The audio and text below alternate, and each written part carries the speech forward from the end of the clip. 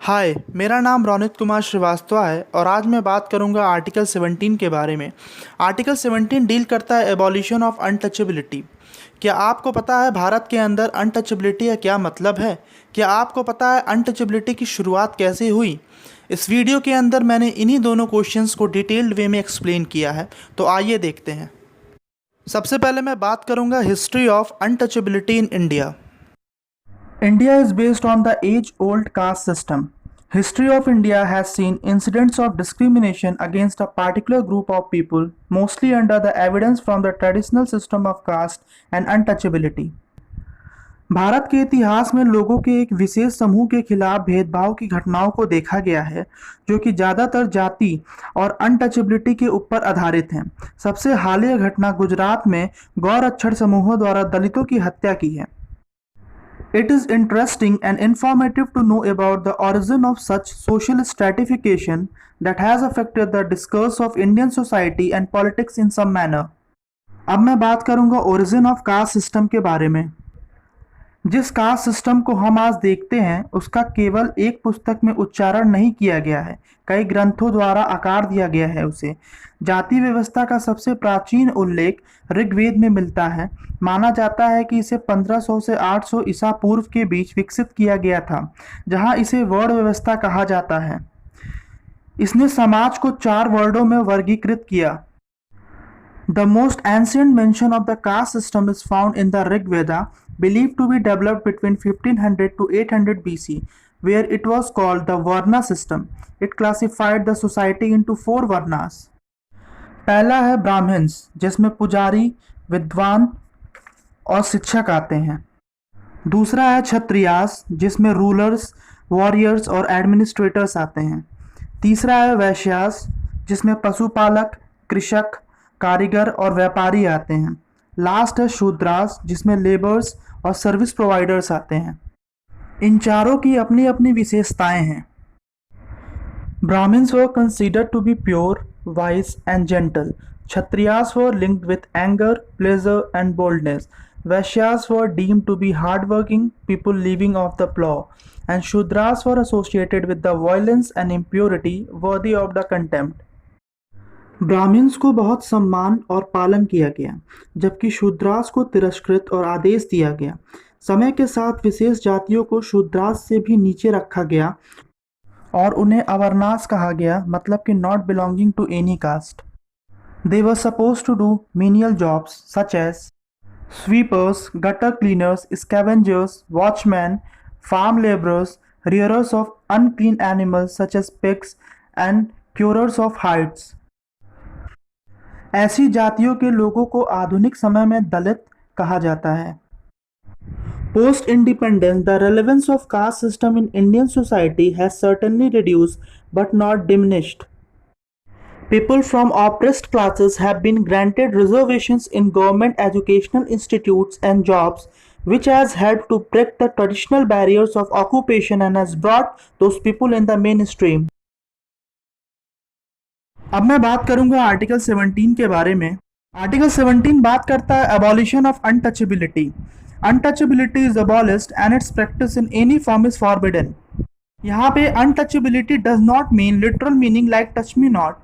It means historic practice, जो letter वैदिक period से प्रैक्टिस किया जा रहा है।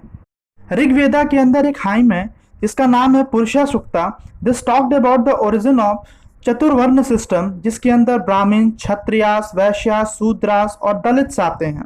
इन्हीं दलित्स को अनटचेबल्स कहा जाता है और इनके साथ हमेशा से डिस्क्रिमिनेशन हुआ है हिस्ट्री के अंदर। और इसी चीज़ को मैंने history of untouchability in India के अंदर समझाया है, जो मेरे इस वीडियो का फर्स्ट टॉपिक था। अब मैं आपको एग्जाम्पल्स दे के समझाऊंगा कि आर्टिकल 17 के अंदर किस तरीके की अनटचेबिलिटी की बात की गई है, किस तरीके का हिस्टोरिक प्रैक्टिस है ये। सपोज करिए अगर मैं एक दलित हूँ और मैं किसी रोड पे चल रहा हूँ और सामने या दूसरी तरफ से कोई ब्राह्मण आ रहा है, तो मैं क्या करूँगा, किसी गड्ढे में जाके कूद जाऊँगा या किसी मड में जाके कूद जाऊँगा, क्योंकि मेरा स्टिंक भी उस ब्राह्मण को पॉल्यूट कर सकता है। अगर मैं किसी रोड पे चल रहा हूँ तो मैं अपने साथ एक झाड़ू रखूँगा, एक ब्रूम। मैं अपने परछाई तक को इवन उस ब्रूम से साफ करूंगा, क्योंकि मेरी वो परछाई उस ब्राह्मण को पॉल्यूट कर सकती है, उस अपर कास्ट को पॉल्यूट कर सकती है।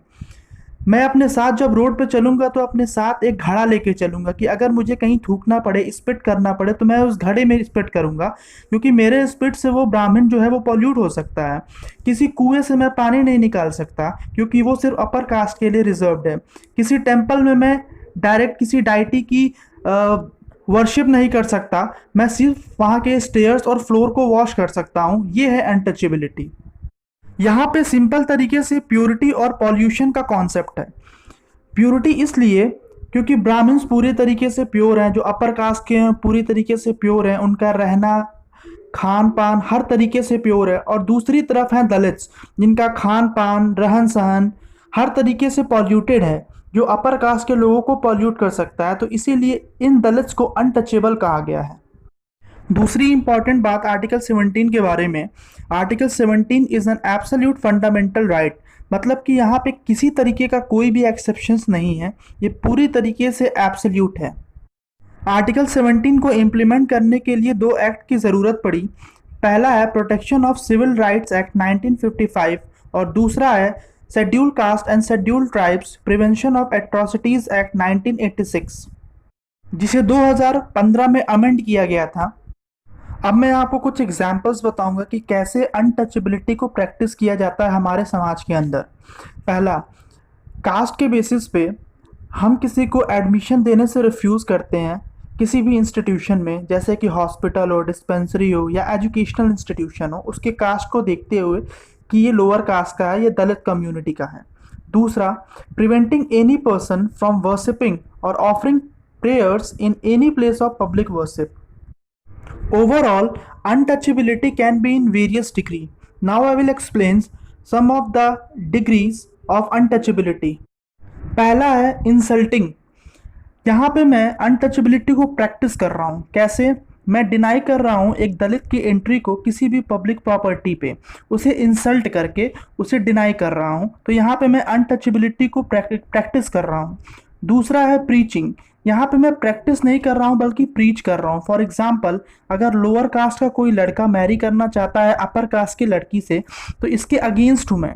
तीसरा, ना मैं प्रैक्टिस कर रहा हूँ ना मैं प्रीच कर रहा हूँ, बल्कि मैं जस्टिफाई कर रहा हूँ कि ये दलित था, इसे सज़ा मिली, अच्छा हुआ। ये इम्प्योर होते हैं, इनके रहने का इनके खाने का तरीका बहुत ख़राब होता है। तो यहाँ पे मैं एक कास्ट को, एक कम्युनिटी को जस्टिफाई कर रहा हूँ अपने तरीके से। तो ये वो डिग्रीज हैं जिसके द्वारा हम समाज के अंदर अनटचेबिलिटी को प्रैक्टिस करते हैं। सपोज करिए मैं एससी कम्युनिटी का एक मेंबर हूँ और आप अपर कास्ट के एक मेंबर हैं। हम दोनों के बीच लड़ाई होती है और आपने मुझे एक पंच मार दिया, एक मुक्का मार दिया। इतने पे मैं पुलिस स्टेशन गया, वहाँ पे आपके खिलाफ मैंने प्रिवेंशन ऑफ एट्रोसिटीज़ एक्ट 1986 के तहत केस फाइल किया। पुलिस ने उस केस को रजिस्टर कर लिया और सुप्रीम कोर्ट ने भी उसको प्रेज्यूम कर लिया, इस चीज़ को मान लिया कि आपने मेरे कास्ट को देखते हुए मुझे पनिश किया है, मुझे पंच मारा है, आपने मेरे साथ अनटचेबिलिटी परफॉर्म की है। तो फिर ऐसे स्थिति में सामने वाले मेंबर की जो अपर कास्ट से बिलोंग करता है, उसकी ये ड्यूटी बन जाती है कि वो कन्विंस करो पुलिस को और जुडिशरी को और बताए, yes he entered into the fight but he did not know that he belongs to this particular caste. 2015 में प्रिवेंशन ऑफ एट्रोसिटीज़ एक्ट 1986 को अमेंड किया गया और इसमें कई सारे नए एक्शंस को जोड़े गए और बताया गया कि अगर इन एक्शंस को आप परफॉर्म करते हैं तो फिर ये एज्यूम किया जाएगा कि आपने अनटचेबिलिटी को परफॉर्म किया है सोसाइटी के अंदर। 2018 में सुप्रीम कोर्ट ने कई सारे पेटिशन से डील किया और ये जो पेटिशंस थे वो डील करते थे misuse of prevention of atrocities act 1986। बहुत से फॉल्स केसेस जो थे वो फाइल किए गए थे इस एक्ट के तहत। और उस वक्त जब भी इस तरीके का केस फाइल किया गया किसी इंडिविजुअल के against under prevention of atrocities act, उस समय किसी तरीके का एंटीसिपेटरी बेल अवेलेबल नहीं था उस एक्यूज्ड के लिए। मतलब कि अगर दो ग्रुप आपस में लड़ रहे हैं और उसमें से एक ग्रुप SC/ST से बिलोंग करता है और दूसरा इस कम्युनिटी या इस ग्रुप से नहीं बिलोंग करता है, या कह सकते हैं वो अपर कास्ट से बिलोंग करता है, तो फिर ये मान लिया जाएगा कि ये जो दो ग्रुप थे इसलिए लड़े क्योंकि यहाँ पे अनटचेबिलिटी का कॉन्सेप्ट आया और यहाँ पे किसी तरीके का एंटीसिपेटरी बेल अवेलेबल नहीं होगा उस एक्यूज्ड के लिए। तो इससे क्या होगा, वो एक्यूज कई साल तक जेल में पड़ा रहेगा। और जब आखिरी में ये चीज़ प्रूव हो जाएगा कि ये जो एक्यूज था ये इसलिए नहीं लड़ा था क्योंकि यहाँ पे अनटचेबिलिटी का कॉन्सेप्ट आया है, तब तक उस एक्यूज के लाइफ के कई ईयर्स जेल के अंदर बर्बाद हो चुके होंगे, जिसकी वजह से हम यहाँ पे देखते हैं violation of right to life and liberty. इन्हीं सारी चीज़ों को देखते हुए 2018 में सुप्रीम कोर्ट ने इस एक्ट को अमेंड किया और सुप्रीम कोर्ट ने बोला जब भी इस तरीके का कोई केस फाइल होगा इस एक्ट के अंदर तो no intermediate arrest will take place, पहला। दूसरा, anticipatory bail will be provided to the accuse. और तीसरा जो इसने बोला था उसको समझाने के लिए पहले मैं आपको एक एग्जांपल दूंगा। अगर कोई SC/ST का मेंबर किसी गवर्नमेंट ऑफिस में जाता है और किसी गवर्नमेंट ऑफिसर से कोई इलीगल काम करने को कहता है और वो गवर्नमेंट ऑफिसर उस इलीगल काम करने से मना कर देता है, तो फिर ये SC/ST क्या करता है, इस एक्ट का फ़ायदा उठाते हुए उसके खिलाफ अनटचेबिलिटी के तहत केस रजिस्टर करता है इस एक्ट के अंडर। तो इन गवर्नमेंट ऑफिसर्स को बचाने के लिए इस अमेंडमेंट के तहत एक बात कही गई सुप्रीम कोर्ट के द्वारा, without the permission of the senior officer of the government office, no atrocities act can be filed against that government officer. So this was all about Article 17. Thank you so much.